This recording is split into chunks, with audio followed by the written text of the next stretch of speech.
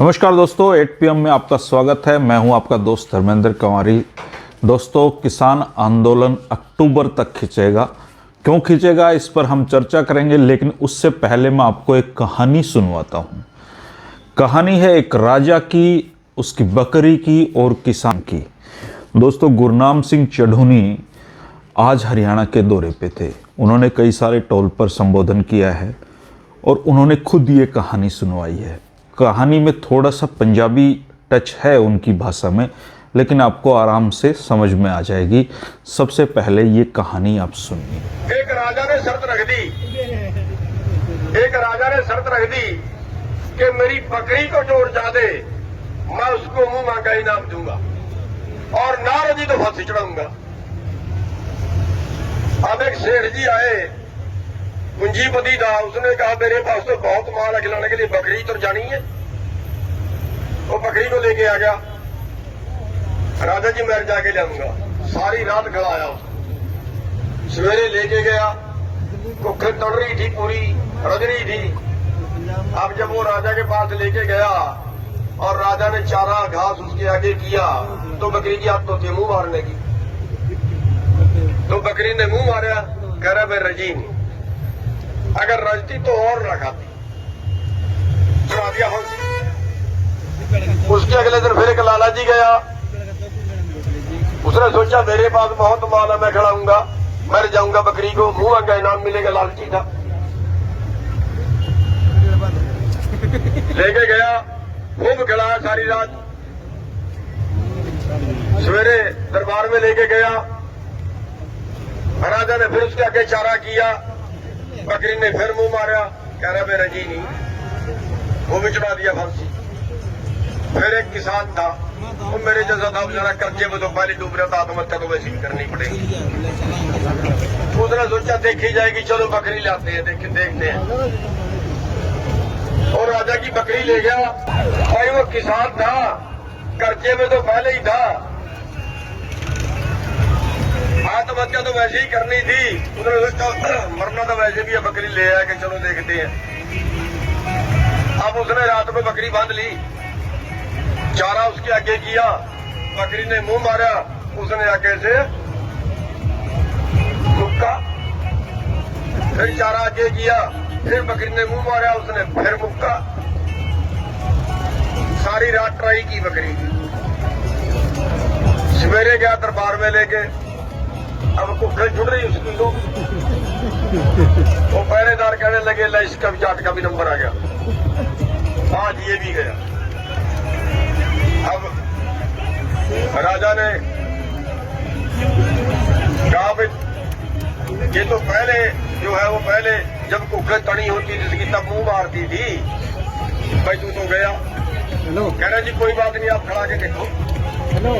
राजा ने चारा आगे किया और किसान ने दिखाया मुक्का, बकरी 2 फुट पीछे। कह रहा भाई रजनी, कह रहा भाई अब रजनी। जाट को दिया मुंह मांगा इनाम। अब वो बकरी जो है ना, मोती वही बकरी है। दोस्तों, आपने कहानी सुनी होगी। कहानी का सार ये है कि किसी भी नेता की, किसी भी पॉलिटिशियन की अगर कोई भी जिद हो, उस जिद को भी किसान तोड़ सकता है, खत्म कर सकता है। गुरनाम सिंह चढ़ूनी जी कहानी सुनाकर किसानों को ये आश्वस्त करना चाहते थे कि हर हाल में किसान आंदोलन कामयाब होगा। 6 फरवरी को उन्होंने चक्का जाम करने का आह्वान किया है और जो हाईवे हैं उन पर जाम लगाने का आह्वान किया है। ये सब चलता रहेगा। उधर से सरकार की सख्तियां चलती रहेंगी, इधर से किसानों का आंदोलन चलता रहेगा।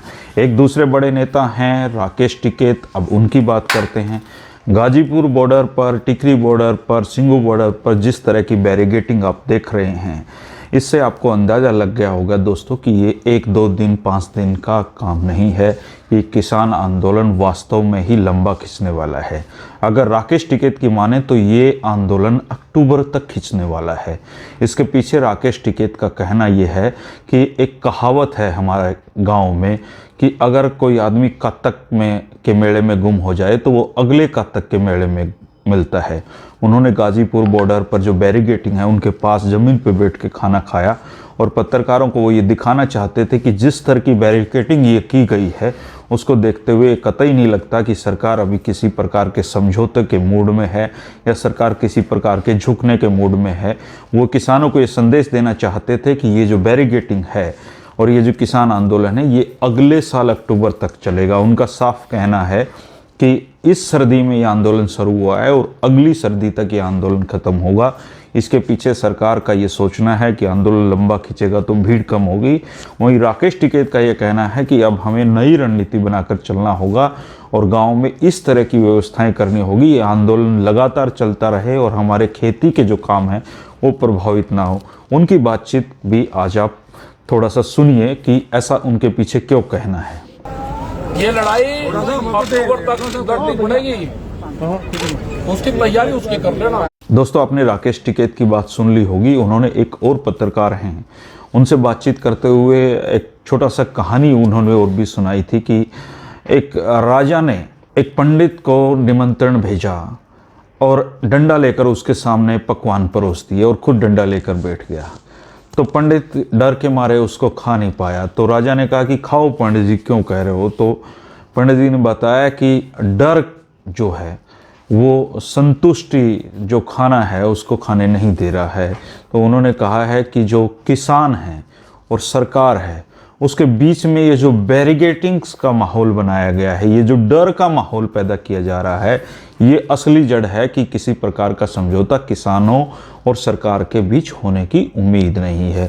उन्होंने कहा है कि यह आंदोलन अक्टूबर तक चलेगा और जिस तरह की तैयारियां सरकार की हैं उससे स्पष्ट लग रहा है कि यह आंदोलन बहुत लंबा खिंचेगा और शायद भारत के इतिहास का सबसे लंबा आंदोलन ये बनने वाला है। तो अच्छा लगेगा सुनकर कि जो पत्रकार मनदीप पुनिया है उनकी जमानत मंजूर हो गई है। 25,000 के बेल बॉन्ड पर उनको कल रिहा कर दिया जाएगा। हरियाणा के काफ़ी पत्रकार और वकील साथियों ने उन्हें रिहा कराने के लिए पूरी कोशिशें की हैं और वो कोशिशें अब सफल हो गई हैं। इसके साथ ही पंजाब से एक बड़ी खबर आ रही है कि अकाली दल और कांग्रेस के कार्यकर्ता आपस में भिड़े हैं, गोलियां तक चली हैं। इसके पीछे क्या कारण हो सकते हैं? इसके पीछे तरह तरह के कारण हैं। कांग्रेस और अकाली दल आपस में कई तरह के कारण गिना रहे हैं, लेकिन पंजाब में जो मेरे पत्रकार मित्र हैं उनसे मैंने पूछा तो इसके पीछे कारण ये बताया जा रहा है कि किसान आंदोलन के चलते वहाँ कांग्रेस और अकाली दल दोनों से ही लोगों का मोह पूरी तरीके से भंग हो चुका है। दोनों ही जनता की नज़रों से गिर चुके हैं। वो किसी तीसरे विकल्प पर चिंतन कर रहे हैं। दोस्तों, आज की यही बड़ी खबरें थी। हम 8 PM पर केवल उन खबरों पर चर्चा करते हैं जिन पे आपकी हमारी ज़िंदगी प्रभावित करती है। नहीं तो 2400 घंटे चलने वाले जो चैनल हैं दोस्तों, उन पे 2400 ही खबरें होती हैं, उनको देखा जा सकता है। लेकिन यहाँ सिर्फ वो खबरें होती हैं जो हम सब की ज़िंदगी को प्रभावित करने वाली होती हैं और उसके अंदर की कहानी हमें पता होनी चाहिए। 8 PM पर हम रोज़ाना मिलते रहते हैं। अगर आपको ये कार्यक्रम पसंद आता हो, अगर प्रयास पसंद आ रहा हो तो चैनल को सब्सक्राइब करें, दोस्तों के साथ शेयर करें। कल फिर मिलेंगे नए 8 PM के साथ। नमस्कार।